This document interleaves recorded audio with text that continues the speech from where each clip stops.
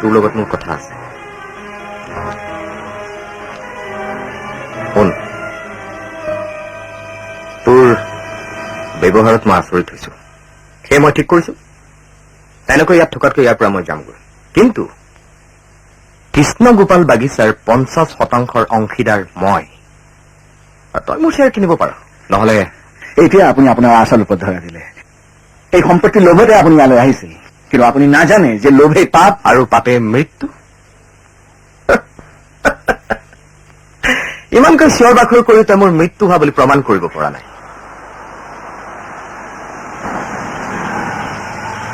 প্ৰমাণ হ'ব, অতি সোনকালে হ'ব। আহক আহক ৰহমান, কওক ৰিপৰ্ট আহিল। কি কয় ফিংগাৰ প্ৰিণ্ট এক্সপাৰ্টে? ৰিপৰ্টটোৰ মতে এই মানুহজনৰ আঙুলিৰ ছাপ। মই জানো ৰহমান, আপুনিতো কৈছিল পৃথিৱীত দুজন মানুহৰ ফিংগাৰ প্ৰিণ্ট কেতিয়াও একে হ'ব নোৱাৰে। এতিয়াও আমি সেই একে কথাকে কম বৰুৱা, ৰাহুল বৰুৱা আৰু এই মানুহজনৰ ফিংগাৰ প্ৰিণ্ট একে।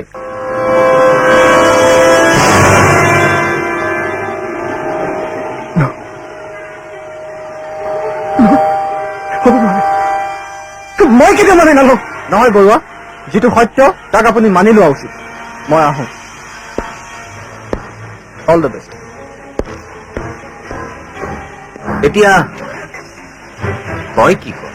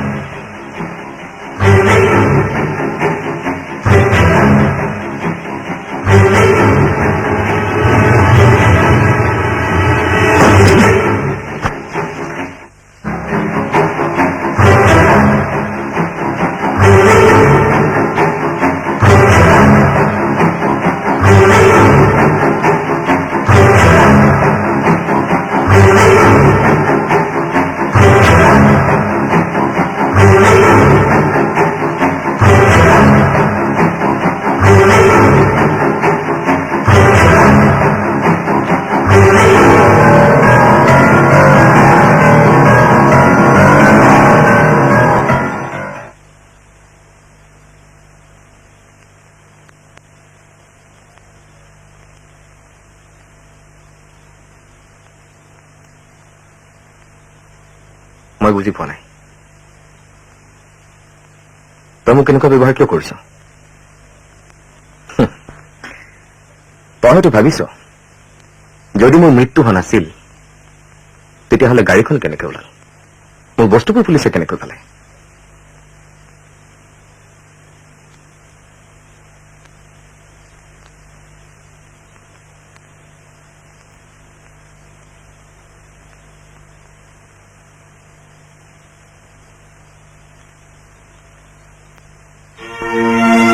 সেইদিনা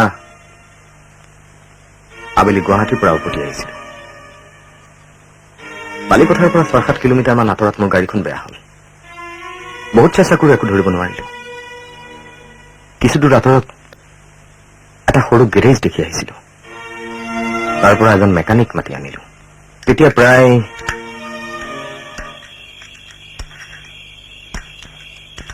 এটা কাম কৰো, অলপ আগত এটা ফৰেষ্ট বিট অফিচ আছে, তাত টেলিফোন থাকিব পাৰে। মই এবাৰ চাওঁ নেকি? হ'ব।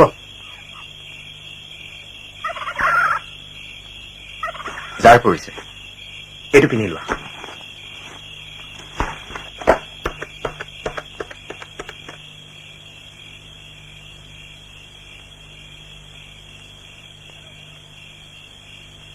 হেল্ল', কোন দাদা?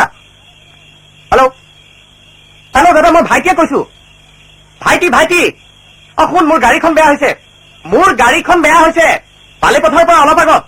হেল্ল', হেল্ল', হেল্ল' দাদা, তই শুনিছনে? হেল্ল', হেল্ল', হেল্ল', হেল্ল' দাদা।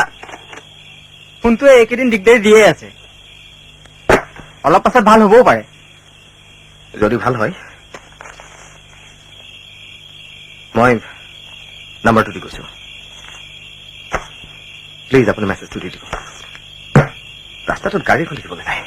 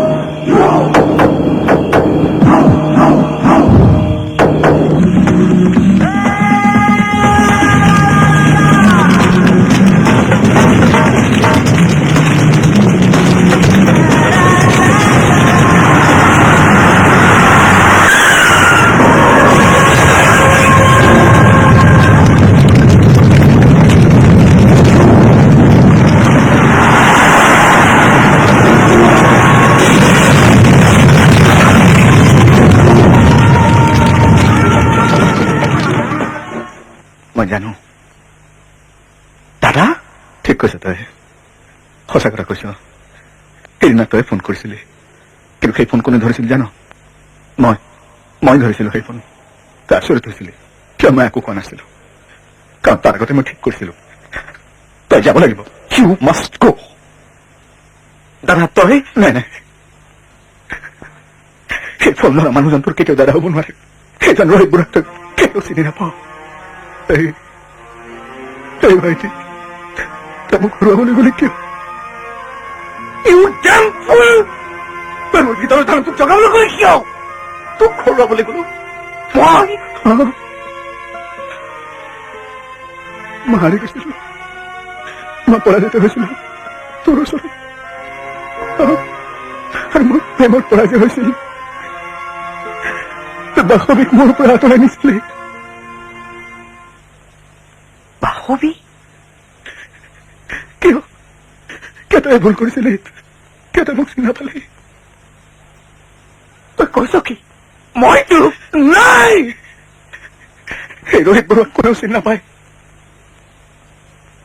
কোনেও নাজানে মোক যি পৰাস্ত কৰে তাক মই কিন্তু জয়ৰ আনন্দ উপভোগ কৰিব নিদিওঁ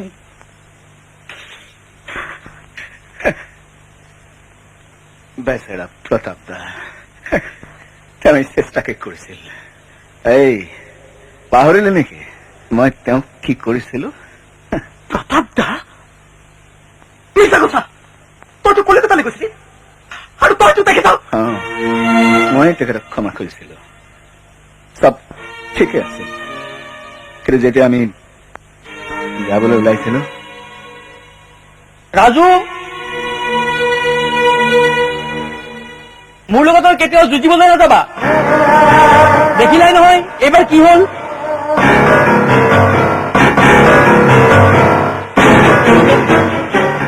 মোৰ ভিতৰত থকা দানটো আকৌ সাৰ পালে সি মোক ক'লে তাকে শেষ কৰি দে গুৱাহাটী পাই প্ৰেমৰ ভাও ধৰি প্লেনৰ পৰা মই নামি আহিলো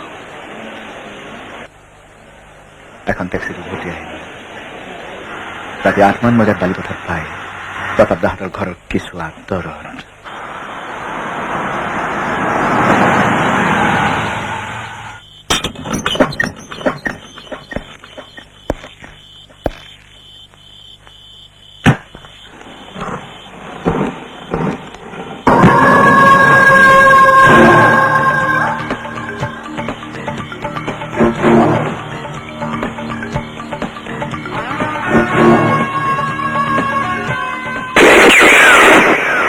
নিশা গুৱাহাটী পালোহি আৰু কি তই যেতিয়া মোক খবৰ দিছিলি তেতিয়া মই কলিকতাৰ হোটেল ৰুমত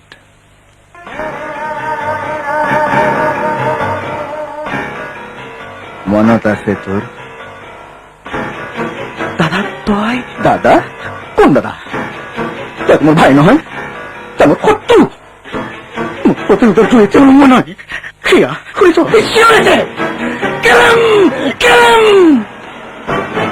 ৰাজু অভি তই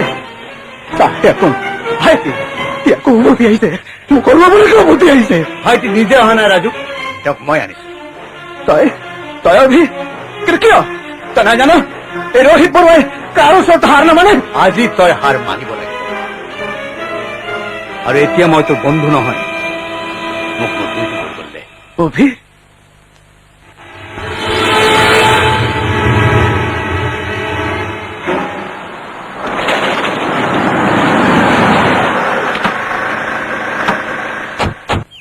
তই সাৰেণ্ডাৰ কৰ ৰাজু ইমান সহজ নহয় মিষ্টাৰ স্পেচিয়েল অফিচাৰ মোক ইয়াৰ পৰা যাবলৈ দিয়ক নহলে কি কৰিবি ভাইটিক হত্যা কৰিবি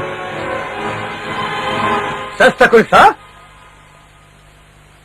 মোহন দাস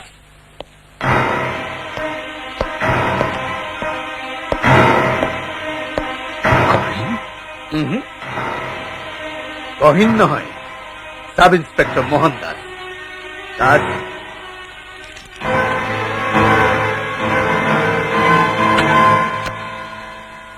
তোক আমি সেইদিনে এৰেষ্ট কৰিব পাৰিলোহেঁতেন যিদিনা তই এটা নিৰীহ মেকানিকক ভাইটি বুলি ভুল কৰি হত্যা কৰিছিলি সেইদিনা তুই কি কৰতে জানা হত্যাকাৰ বলে কালে আঙুলিতে আছে তুমি কব পাৰা পুলিশ আগত এইবোৰ কথা তুমি অবিনা মোক নিজৰ চকুত তই কেনেকৈ বিশ্বাস কৰি তই সেই বিভৎস ৰূপ মই নিজেই দেখিছো। দুৱৰা আপুনি গাড়ী উলিয়াবলৈ কওক, আমি এতিয়াই ৰোহিত বৰুৱাক এৰেষ্ট কৰিম। ৰ'ব উত্তেজিত নহ'ব। আপুনি পাহৰি গ'ল নেকি ৰহমান? প্ৰতাপ ফুকন হত্যাকাৰী এতিয়া বাহিৰত আছে বুলি? থাকিব পাৰে, কিন্তু এইটো এটা বেলেগ কেছ। আমাৰ হাতত প্ৰমাণ আছে, আই উইটনেছ আছে, আৰু তাৰ পাছত দুৱৰা কেতিয়া যাব লাগে সেইটো মই ঠিক কৰিম। আপুনি কি কৰিছো বুলি ভাবিছে? মই ঠিকেই কৰিছো। ৰোহিত বৰুৱাক এতিয়া এৰেষ্ট কৰিব নালাগে। কাকতি, এইবাৰ কিন্তু আপুনি সীমা পেলাই গৈছে। আপুনি কি আমাক ডিউটি কৰিবলৈ শিকাব নেকি? প্ৰয়োজন হলে শিকাব লাগিব, কাৰণ এইটো আপোনাৰ কেছ নহয়। This is my case, and from now on I will handle this. Abhidha, ভাইটি, তুমি এতিয়া মোৰ লগত যাব লাগিব। প্ৰথমতে তোমাৰ অলপ ৰেষ্টৰ প্ৰয়োজন। আৰু ৰহমান, ছাৰ, সেই মেকানিকজনৰ ঘৰৰ মানুহক খবৰ কৰক। ছাৰ। আমাক তেওঁলোকৰ সহায়ৰ প্ৰয়োজন হ'ব। ছাৰ। আহা ভাইটি, হয়তো তই কোনো মানসিক ৰোগৰ চিকাৰ হৈছ, তথাপি মোৰ উপায় নাই। প্ৰতাপ ফুকন আৰু নবীন বৰাক হত্যা কৰা অপৰাধত মই তোক এৰেষ্ট কৰিবলৈ বাধ্য কৰিছো। ৰহমান,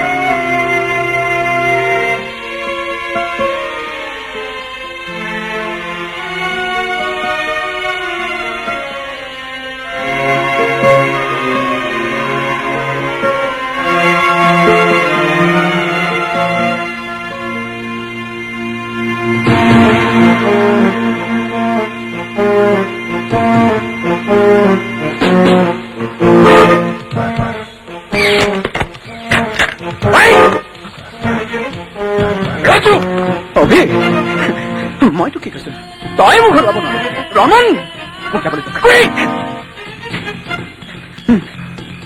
বল ভাইটি, বল, মই বিচাৰ কৰিম, বিচাৰ উৰাই দিম। সেই কামত তই মোৰ লগত থাকিব লাগিব। বল বল।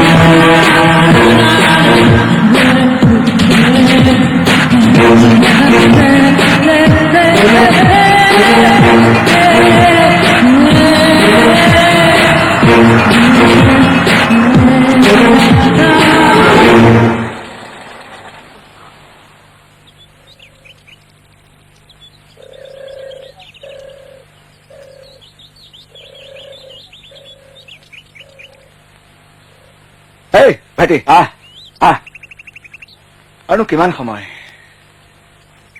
ইয়ালৈ আহিবলৈ বৰ মন গলো। আৰুনো চাগে ক'ত চব শেষ হৈ গ'ল। তই কিয় এনেকুৱা কৰিলি? যাক মই দেৱতা জ্ঞান কৰিছিলো। দেৱতা? কোন দেৱতা ভাইটি? মইতো এটা সাধাৰণ মানুহ।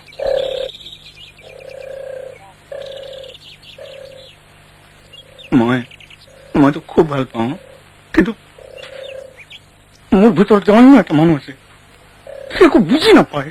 তাক মই জিকিব নালাগে। সি মোক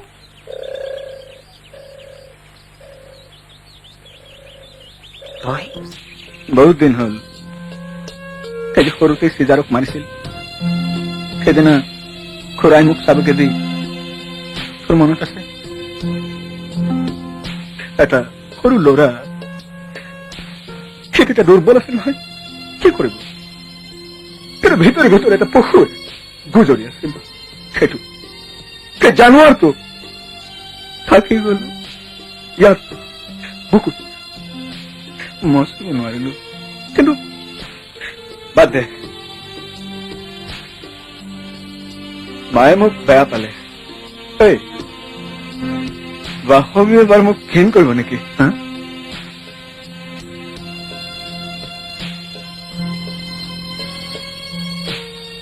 ছা, কি যে হ'ল মোৰ দোষ নাই জানো মোৰ দোষ নাই সেই যে সৰুকে খুৰাই ঘা লগালে তেতিয়া তই বৰ কষ্ট পাইছো জানো সদায় কৰিব নোখোজো কিন্তু সি বাধ্য কৰে চাচোন তোকো মই নাই নাই সেই বছৰ মোক শেষ কৰিব লাগিব মোৰ ভাইটিক হত্যা কৰিবলৈ চেষ্টা কৰাজনক মই শাস্তি দিবই লাগিব